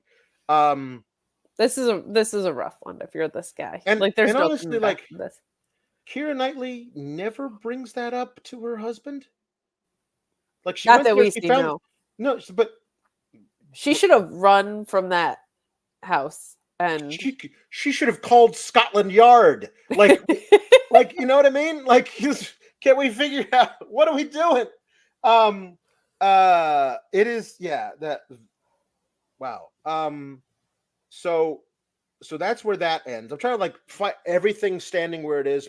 Bill Nye goes on talks to a radio DJ. He goes on some like TRL type program trying to shill his song. He's very naughty. Did you have anything to say to the children out there who are watching? Oh yes, children. Don't buy drugs. Become a pop star and they give them to you for free. Like, he's a very naughty old man. So that's going on there. At some point, about halfway through the film, we see Emma Thompson. She calls. This is what happens. She calls Hugh Grant, and we find out that she is actually Hugh Grant's sister, the Prime Minister's sister. That's the connection she has to that story. At least you know who she is in relation to somebody. And then she hangs up the phone after calling. Is like, what have you done? I'm so proud of you for declaring war on America. It's the best thing we've ever done as a country. Because America would totally bomb England if somebody said that to the president. Oh yeah. So she's like, oh, don't hang up.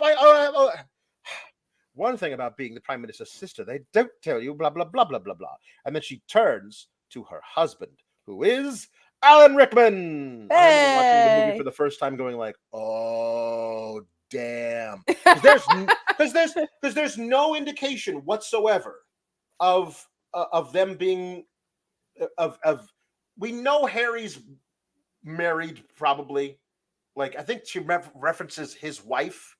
Yes, the secretary references his wife, but we don't know who that is. We as far as we know, we haven't met her yet. So we go, oh, he's not going to cheat on Emma Thompson, is he? How dare he? Like there's this really cool moment when you realize for the first time that they happen to be connected. That's honestly one of the best things about this movie is waiting until this particular moment It's to like very dovetail rewarding. those two things. Because emotionally, it does. You like now retroactively have different feelings toward Mhm. certain characters, which is a Yeah, pretty cool. That's probably the biggest success of the movie, and right. because you're right, there's a lot of places where like this is very ambitious and it doesn't work, and then Mm, once this domino falls, you're like, oh, how are all these dominoes going to fall? right. Is a pretty cool point to get to. So we so this is where we find out that Emma Thompson loves Joni Mitchell, and somehow this is news to her husband of 13 years, who she has had two children with. Yeah, That anyway. Um, and your Joni Mitchell taught your cold English wife how to feel. And then I suppose that some thanks are in order. We are very British. This is she's so wonderful, man. she Like is so, and so is he. But she just, and what she brings to everything she plays is so right. special. Um, so um, there's the office Christmas party. Shit's going Where down. yeah, where Mia the secretary just straight up hits on him in front of the wife, and the wife is like, I'm gonna be aware of that." Emma, Emma Thompson's like, I'm aware of this now, but I don't know, Um, Bookmarked. yeah, bookmarked. And also Laura Linney and Carl Rodrigo Carl have a share a dance. Throughout the film, we have seen her take phone calls from somebody who she calls Babe. We don't Yes. actually know what this is. Pardon me, I have the hiccups. But they go back to her flat, and she celebrates. She does a little dance in a stairwell where he can't see her.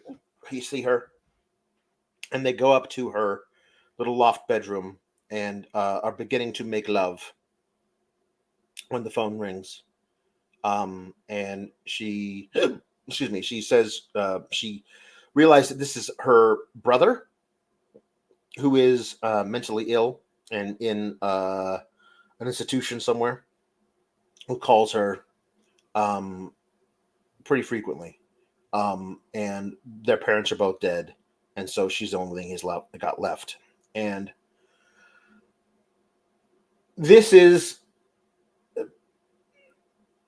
the clumsiest part of the movie, while also being the most emotionally affecting. Yeah. And it is kind of a magic trick. The movie figures out a way to do both of those things at the same time, because it really is very clumsy.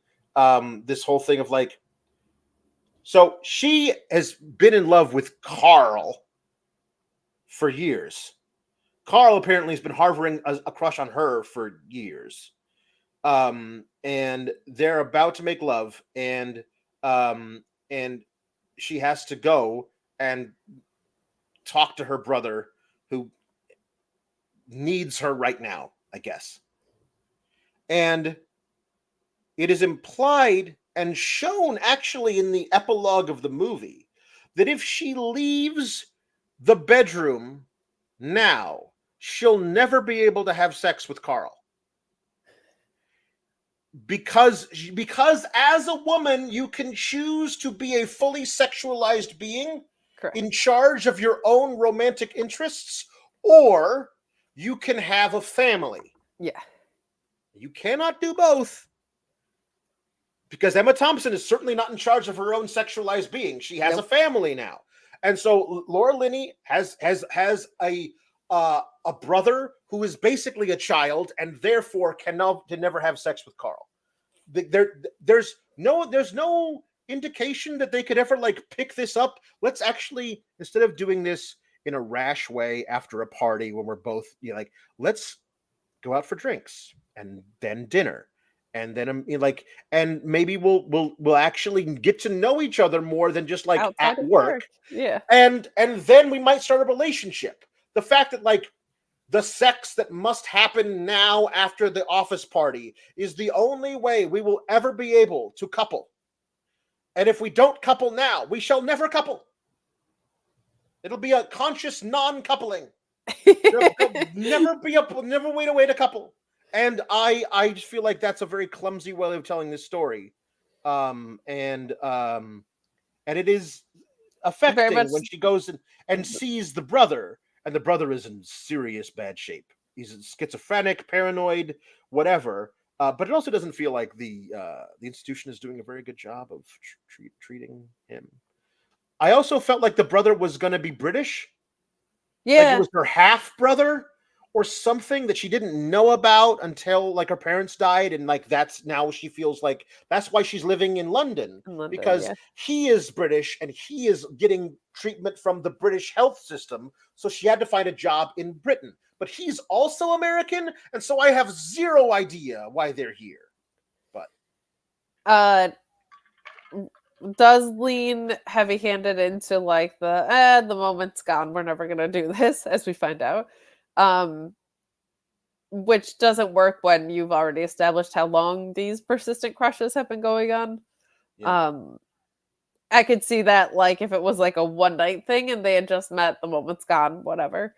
But it is a heart-wrenching thing. Like it really because Laura Linney's so good.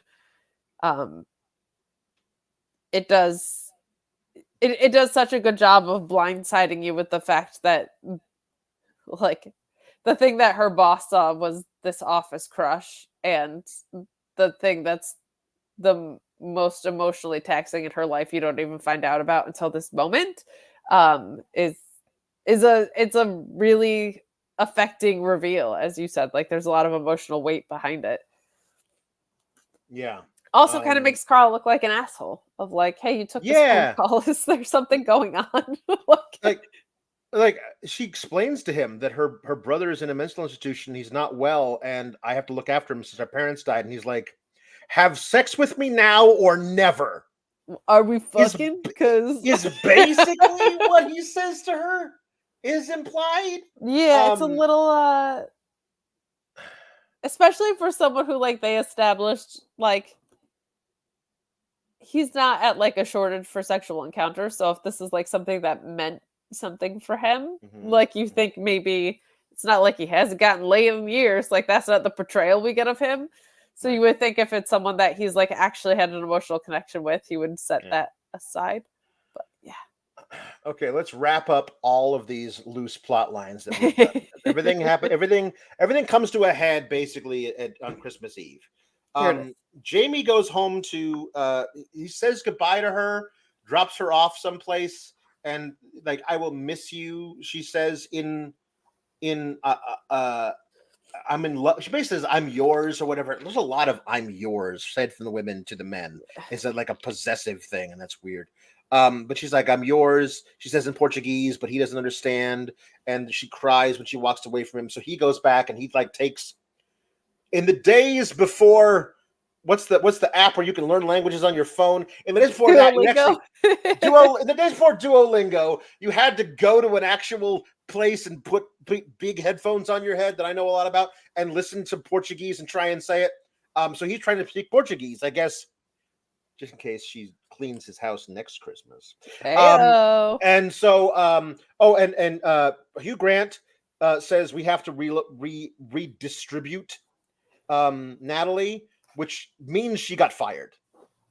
Like, not like have her get tea for a different a different guy. No. She's just fired. And the reason is like, this is you know Natalie, the chubby girl, sir? And the way he's what do we call her, chubby? It's like, yes, a sizable ass there, sir, says this other woman. Yeah. It's a huge thighs. It says, anyway, let's just redistribute her. And she's like, it's done. And so now he doesn't have to worry about falling in love with his immediate subordinate, which is honestly a good thing. You should definitely not fall in love with your immediate subordinate. That's not good. So then he Alan Rickman and Emma Thompson go Christmas shopping for grandparents and their kids and everything, and she leaves him alone near the jewelry counter, and he ends up buying a piece of jewelry for like £280, which is not that nice of a good looking piece of jewelry. This is like solid gold. No, Like and it was that's the not. guy It was. who owns a design firm, we think, You know, right? it's Yeah. I don't know. It's not nice piece of jewelry. Anyway, he buys it from Mia, and he Rowan Atkinson, Mr. Bean, takes way too long to wrap up the purchase, and so he almost gets caught by Emma Thompson. We never see him go back and purchase the thing because he doesn't actually purchase it, so he has to go back and purchase it later. And Emma Thompson, while snooping around for her gifts, finds a necklace in his coat pocket and assumes it's for her because who else would it be for? Of course. Right. And then on Christmas Eve, he gives her the box that she assumes it's not actually the necklace. It's a Joni Mitchell CD, and it's like greatest hits Joni Mitchell. So like the husband finds out that his wife's favorite recording artist is Joni Mitchell, and gets her a greatest hits CD when she obviously owns all of these songs on the original albums. Yeah. This is honestly not great. And then in the movie's most touching and sad scene, she goes into the bedroom to stand there and cry while listening to the CD by herself. It's just like, wow, because Emma Thompson's amazing and makes this somehow work when it's just like so thankless. But then they all have to go to the Christmas pageant, and David, the prime minister, reads a letter, and the letter, a selection of Christmas cards sent from everybody all over the kingdom, and one of them happens to be from Natalie, because the odds of that, honestly. But in it, she like confesses and she apologizes for the president hitting on her in this letter to her boss, who then fired her. And honestly, in her mind, it must look like he fired me for getting hit on by the president of the United States. Yeah. And so she writes him a love letter saying, "I'm sorry the president hit on me." Leading to, by the way, if I don't get hit on by the president, you don't have that speech, and you are not the most beloved prime minister of England since Benjamin Disraeli. Honestly, I don't even know if he was beloved or not. So by his like knowing that I know there was, you're just like picking one, yeah. But but anyway, so he's like, "Oh well, if she's, I'm actually yours, Natalie," and she's like, all he knows is that she lives in Wadsworth, the dodgy end. He said, "My sister lives in Wadsworth. I don't know if it's a dodgy end or not." But anyway, he's like, "I need a car," and he right now, and he leaves. He gets in the car and they drive, and they're gonna go to Wandsworth, the dodgy end, and it's all the houses look the same, and he's knocking on all the doors or whatever, and they're trying to find it, and some little kids go, "Are you singing carols?" And "Oh, please, sir," and he's a "Good King Wenceslas looked down," and then his driver's like, "Oh, and the snow lay round about." It's a great little scene. It's cute. And then he does find Natalie's house somehow, and they're all leaving to go to the Christmas pageant, and her father calls her Plumpy to the face of the prime minister. They're so mean. It's like, I just need Natalie. They all go driving to the thing all together. It's like the fat girl in Greece who isn't fat, but they just called her fat the whole movie. You're just like, yeah. And so they try and confess to each other they're in love with each other while a child dressed as an octopus is sitting between them in this car, and they get to the thing. We'll talk more about that in a second. So also, Mark decides to show up. This is honestly the worst thing about the movie. Honestly, the context of it. He just shows up at Peter and Juliet's flat. She has not seen him or heard from him since that fateful day where she basically forced her way into his house and then found evidence of him wanting to wear her as a suit. Yes. And so he shows up with a boombox, and the first cue card says, "Say it's carolers." And she says, "It's carolers," up the stairs to Peter, who says, "Give him a quid and tell him to sod off." She does not do that. So he plays what is obviously a studio-produced recording of A Christmas Carol. Not like it would sound as if 8 people in various states of being able to sing were standing outside. It's a studio-produced thing of one person singing, and Peter upstairs is immediately suspicious of this. The whole thing says like,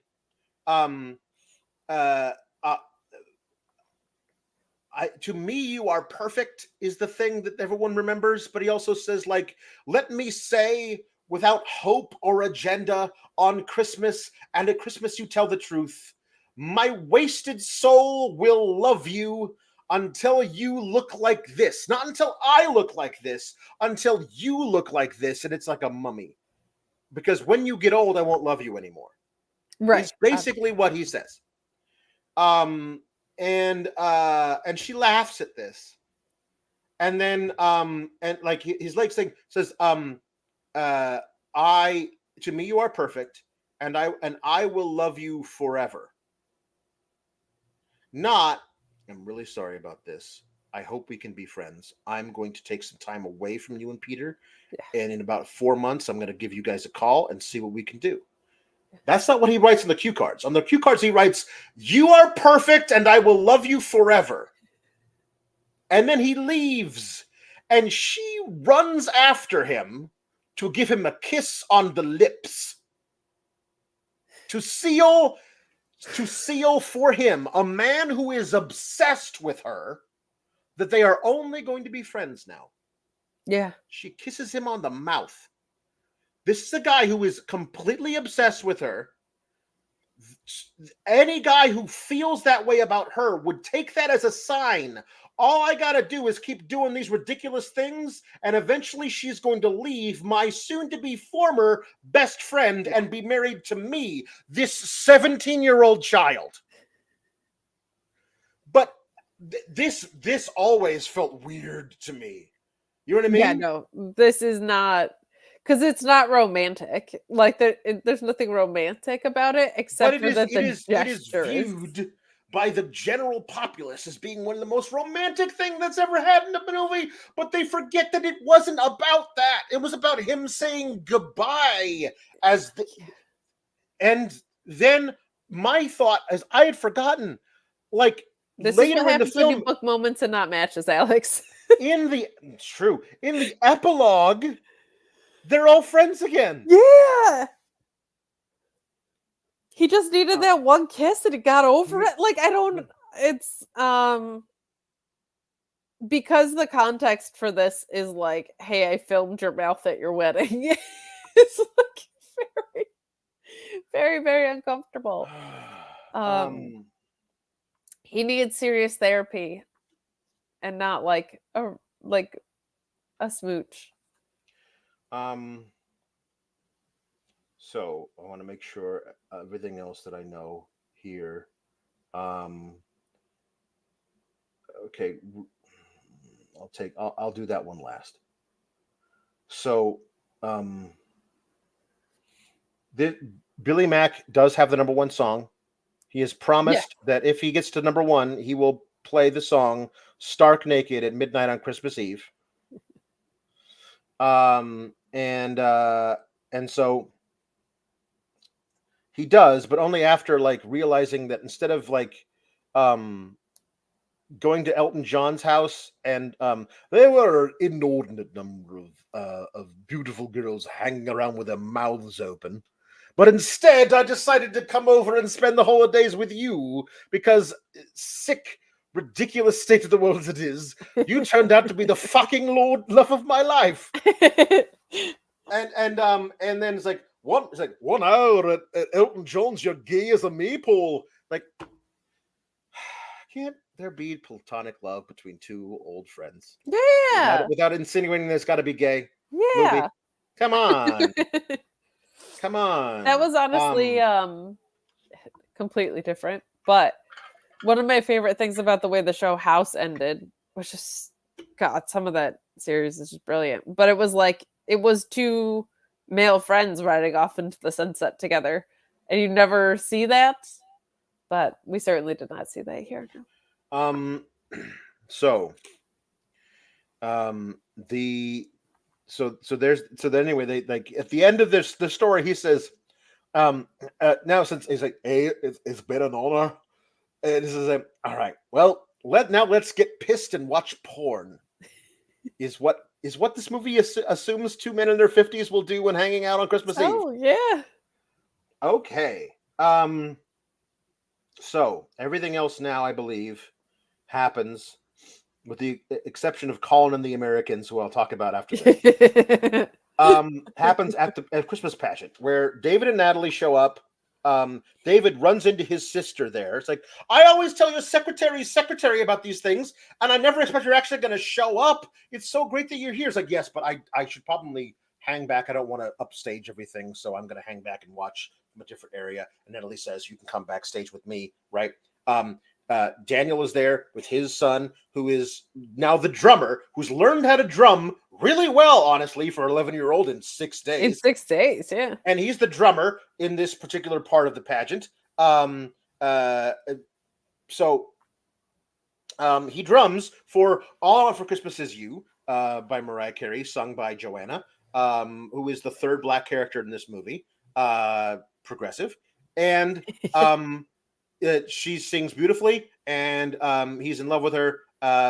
Whatever. That's the major number of this song is this particular of this movie is this song. And so at the end of the whole thing, the set collapses, and whatever happens, and there we see Natalie smooching with the prime minister, who's got like lipstick all over his face. And like just have a little bow and everything to be fine. This will not be a scandal that will rock Western democracy for years to come. Declared war on America because the president hit on this woman. And you declared war on America and were found 2 days later canoodling at an elementary school Christmas pageant. With said girl. Doing over the clove stuff. No, we don't know it's the same girl, but how fast do you think the British tabloids are going to figure that out? Oh my God. They figured it out before they even kissed. Are you kidding? This is an Who was in international the Dodgy End of incident. Wadsworth? They were all over him.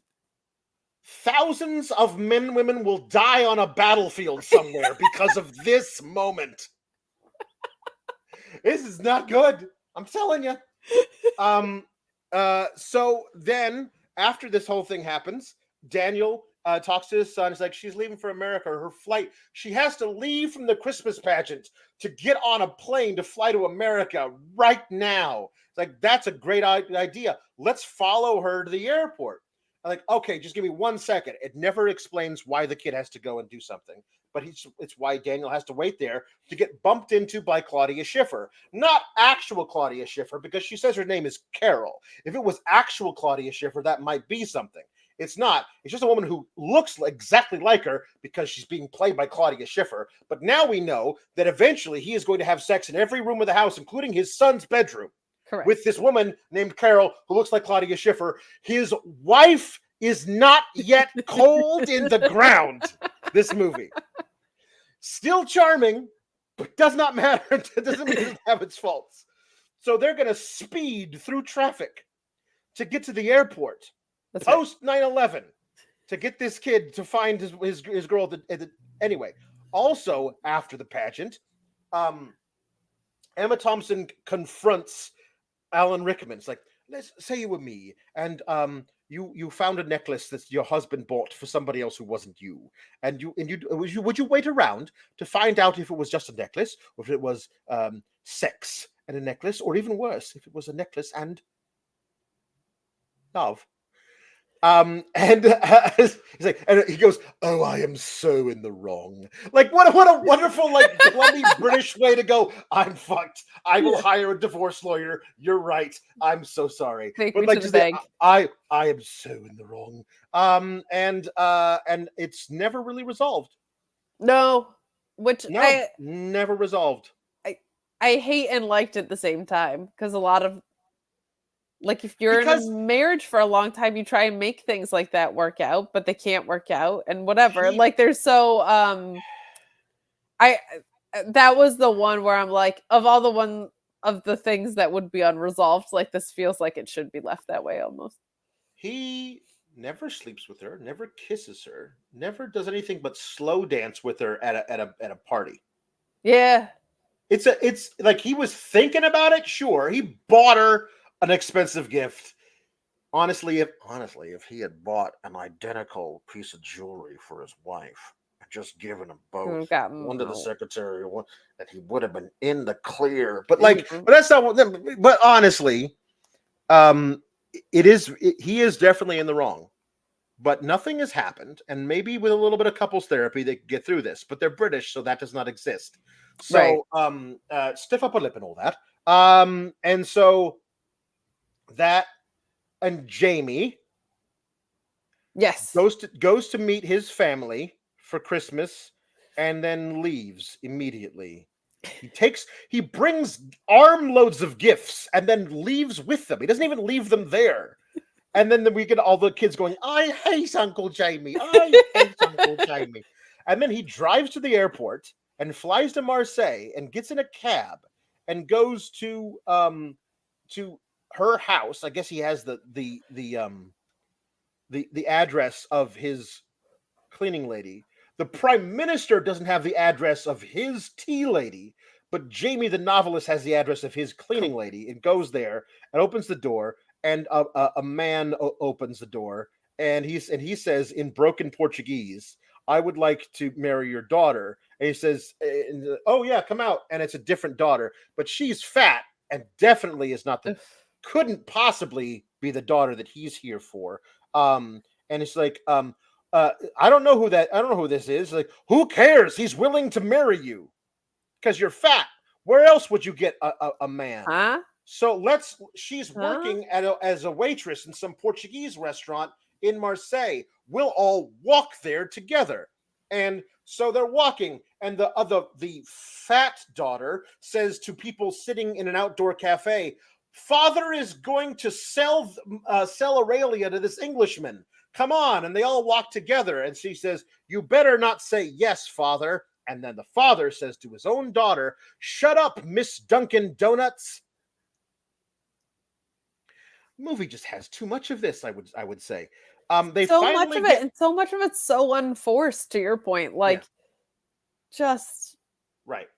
so out of the way to fat shame. So he finally gets to the restaurant. They bring out the waitress in front of all of these people who not all of them should speak Portuguese. We're in Marseille. Like it's a Portuguese restaurant in Portugal town or whatever, little Lisbon, but there's no way that whatever. So he speaks in broken Portuguese that is subtitled, so you can tell how broken the Portuguese is. Of course. That he wants to marry her. And he says, I know this is crazy. Of course you're going to say no, but it's Christmas, so I just wanted to check. And then she says in broken English, because she's been also studying, they're in love, that yes is being my answer. He says, you learned English? And she says, just in cases. Isn't that cute? Ah, They're going to be married now. that's insane. It is. It's like the most insane one of all the insane ones. Mm-hmm. The only romantic connection you had was when she stripped down to jump in and save your manuscript because you're fucking stupid. Mm-hmm. You're an idiot who first time at the new novel, buddy. Like, my God. And I don't think they've had communication since. Like, there's nothing implied in there. Mm-hmm. No. Yeah, no, this one's the most nuts. Yes, and also the child, little whatever his name is, Sam, runs through all of airport security. He's 11. Even a fast 11-year-old probably gets caught up with by adults. But I guess he was breaking the world record for 11-year-olds in a 100-meter dash. Oh yeah, he was. It wasn't like he pulled over a sunglass display at one of those little stores in the April, and they had to they tripped over it or whatever. Here's a trash can. It hits them in the face. Like none of that. He's just running, and they're like, "We gotta get him. Let's go!" And they can't catch up to him. I don't understand. But passionate Alex running is just my favorite pastime. They can't. He's like, it's your face selling it the whole time. This is the child, right? He's running through the thing, right? Casual pace. Here are the security guards running after him. And they can't catch up to him. It's really weird. Tifotis and busting tackles. he should have busted tackles. They grab at his coat and they can't quite get it. But he's able to get to the gate to meet Joanna there. And she gives him a kiss on the cheek. And now I guess they're boyfriend and girlfriend at 11, living on different continents across an ocean from each other.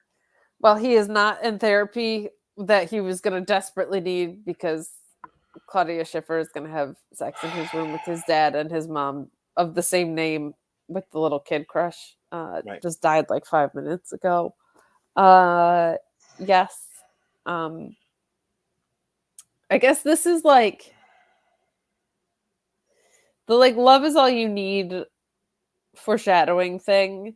And I feel right around this time, in 2003, there was a big movement of Sex in the City was really big with this too, though they took the opposite route as far as women in agency, right? Mm-hmm. But this idea that love is sometimes messy and not perfect, was a really, really big theme. Mm-hmm. And this just went so far out of its way.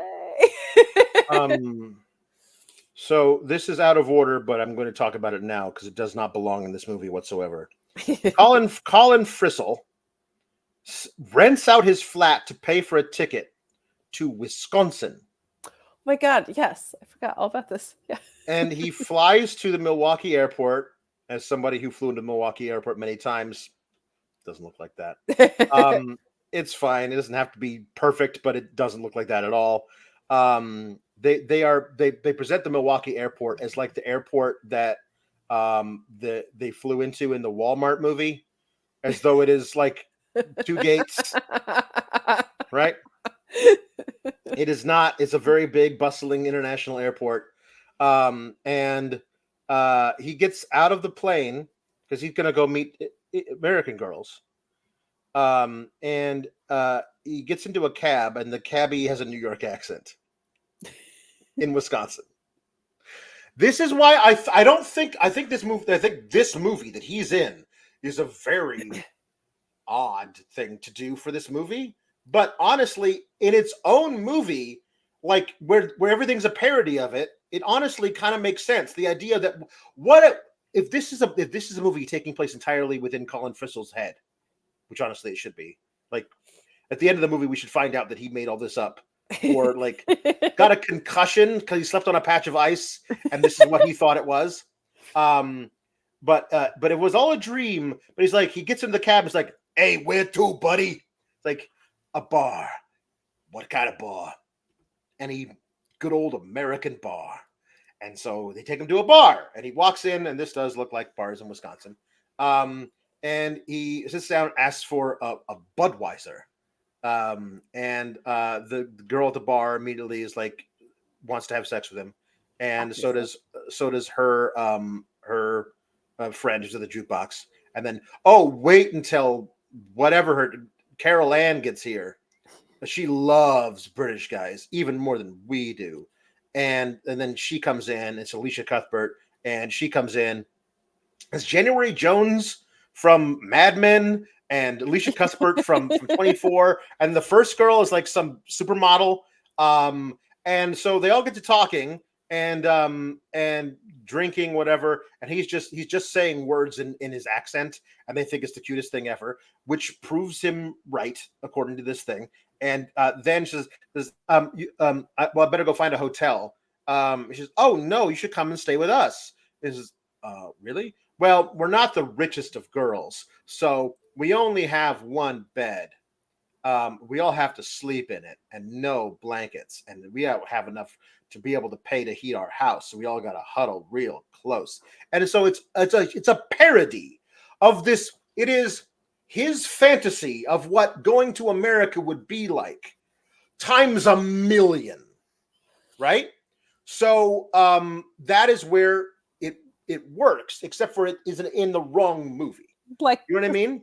Entirely separate. Yeah, it So, wildly shoehorned into all right. of this. Like, So they go back to their place, and it is a 2-story house that is covered ground to rooftop in Christmas lights. And if you can't afford a bed, maybe skimp, and you can't afford to heat your place, maybe skimp on the Christmas lights, because the electricity bill's gonna be through the roof, gals. Yeah. And then there's the sexy one, the Harriet, is gonna show up, and she and so they, in silhouette, they're all like having an orgy.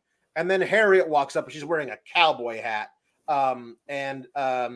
And so that's how that story ends, until the epilogue, when we see everybody coming out through the arrivals gate at Heathrow Airport, which is where the movie starts, is like romanticizing the idea of the airport and everybody loves each other or whatever. But also this thing, and we see everybody coming back, and Jamie and Aurelia come back from getting married and meet up with Peter and Juliet and Mark for some reason. And I just hope Mark doesn't fall in love with his other friend's new wife. No, let's hope not. That's kind of his MO here, but I don't understand how they're all still associated with each other after this stunt that Mark pulled. Very inappropriate. Yeah. We find out that the porn stand-ins have gotten engaged, though why they are at the airport, it's never explained. Tony, but they were like my favorites. I wanted more of them. Yeah, me too.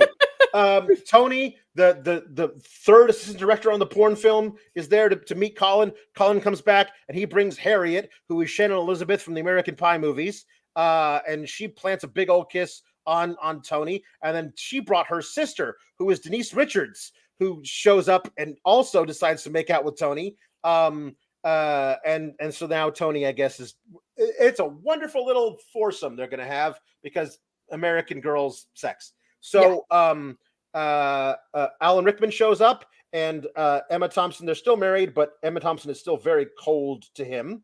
Like, how are you? Fine. I'm fine. And so that's that. Joanna flies back. Yes. She went back to America, and now she's back in England. I don't know why, but she and Sam are going to be cool or whatever. And Liam Neeson's there with Claudia Schiffer. It's like, oh, he should have kissed her. No, she says. It's much cooler if you don't. And so there's that. And then the Prime Minister apparently flew commercial and is walking out the same place as everybody else. And then Martine McCutcheon, Natalie, sprints up to him and flings herself at him and throws her legs around him, gives a big old sloppy kiss in the middle of the public area of Heathrow Airport, which cannot possibly be secured. And he could be assassinated at any moment, and nobody cares. Prime ministers, they're just like us. And then he says, you happen to catch what he says to her? I don't think so. I didn't. In all the viewings of the thing, I did not catch it, but I watched it with subtitles for the first time. He says, God, you weigh a ton. And she goes, oh, shut your face. And then they walk off hand in hand. The last thing he says to her is saying how fat she is. It's the last line of the movie. Is talking to her about how fat she is. Ew. Ugh. And then the movie honestly does not earn. God only knows what I'd be without you. The movie does not earn it. No, it doesn't. Sorry, it doesn't. No. Lieutenant Photo. Mark's story is literally my wife and I's story. And earlier in the thing, he was making a confession. I don't know He says, "Hey guys, full stop. This story is the current story of my wife and I. We have twins now, LOL. I was the best man at their wedding. Now we're married. I'm not a good friend, LOL. Your wife may be the pun master, but she needs to run far away from you. Who knows what other horrible things you will do?" I'm assuming Jeez. now I just want the T of 1LT photo. Next week's episode should just be 1LT photo story. But I'm Lieutenant assuming photo, you didn't like hold her hostage on her own porch in Lieutenant this, or like photo should zoom be in on court-martialed. her mouth. Court-martialed from the photo brigade for his villainous actions. I'm calling it now. And Meet Normus says, "I had an ex that made me watch this movie since I made her watch wrestling. I can suspend disbelief, but this was a stretch. Did the Linder see it? I don't know if the hold on. If she's around to consult about it, I don't know.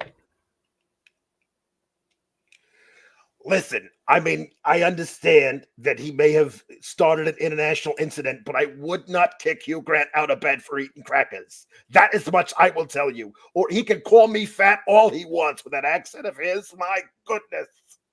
Anyway. Story is on track. Yeah, that's good. 1LT photo. No, it was her confessing her love for me. Oh, can we just have that be the movie? Oh my! At least she has some agency. Yeah, at least it was her calling the shots a little bit. At least she has some agency, because none of the women in this movie have agency. What? So no, and also we also see Carl like leaving the office, being like, "Good night, Sarah. Good night, Carl.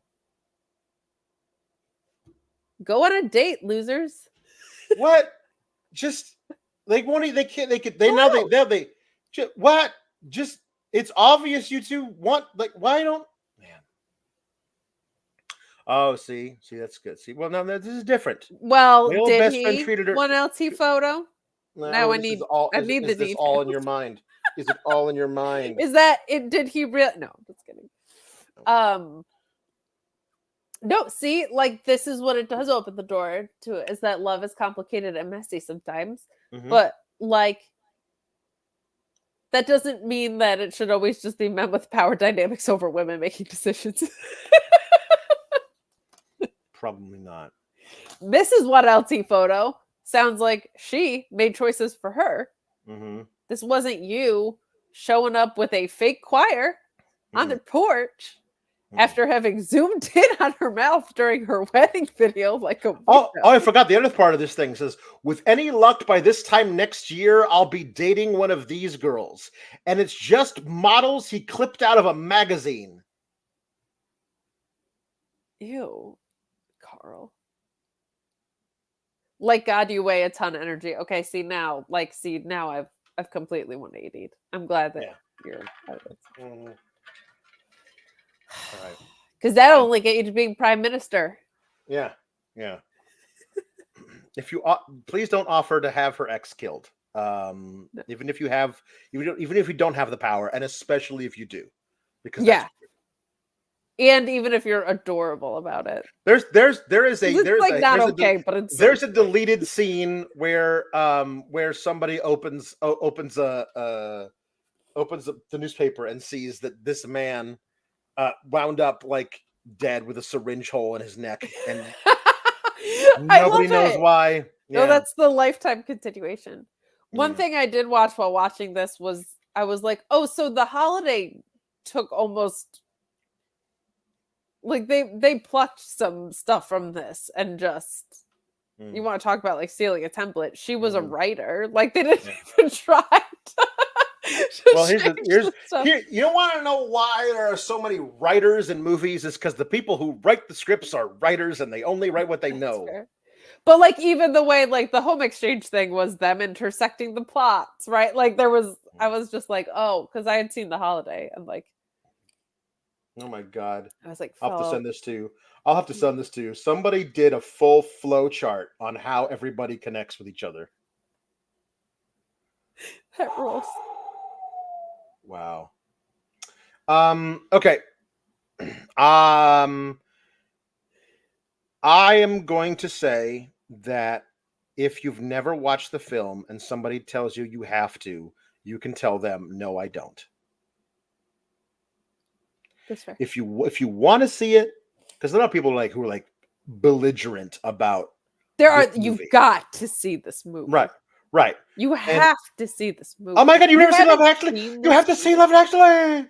Honestly, and that's I think no. part of the reason it took me so long to watch it was I was just like, I'll get to it. Back off. Yeah. But if you have seen it and you love it, I'm not going to tell you you're not allowed to love it. Correct. But maybe you should start considering some of the plot lines might not be as idyllic as you once thought. Yeah.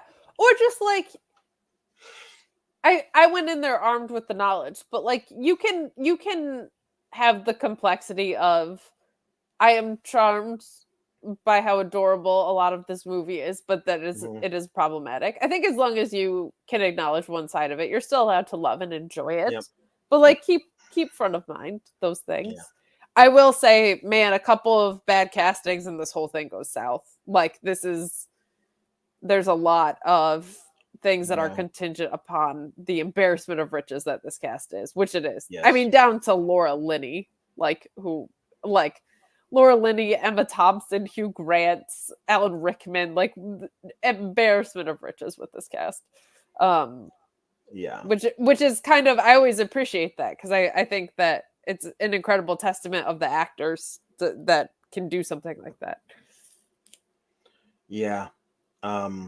There's some problems, but however, it's just so damn charming. I hate how charming it is. Like I hate like you said, it's insidious. It's like it's so charming that it pulls the wool over your eyes. It's a Trojan horse. It is. It's a Trojan horse. It's except it's not a horse. It's a Hugh Grant. It's just like this big wooden Hugh Grant, and inside is not a bunch of Greek soldiers set to sack the town. No, it's a dancing prime minister. It's a bunch of destructive romantic tropes that are going to burrow their way into your brain and make you think all of this is fine, and it's not fine. But what can you do? The giant wooden Hugh Grant will dance to the Pointer Sisters, and then you'll be powerless to resist. Not Horse Grant, not Trojan Horse Grant.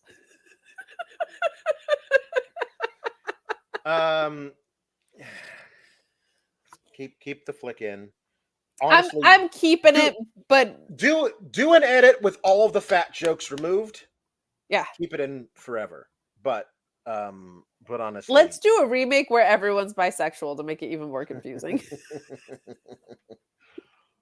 All right. Next week we'll do something that's not Christmas related. I promise. Maybe, or will we? Maybe I don't know. Honestly, the one that I'm thinking of does take place on New Year's Eve. So, what if we're just a week behind the entire year because I got a week behind, constantly week behind. Constantly. We're gonna do our Valentine's Day special in March. That's right. And our St. Patrick's Day special in April, Easter in May, and just keep on going. That's it. All right. Thanksgiving 2 will happen on Christmas next week. Next month, that's everything. Money Plane might be on the other show later this month. I don't know. Yeah, stay tuned. Yeah. Anyway, until then, get the flick out of here. Bye, everybody. Have a good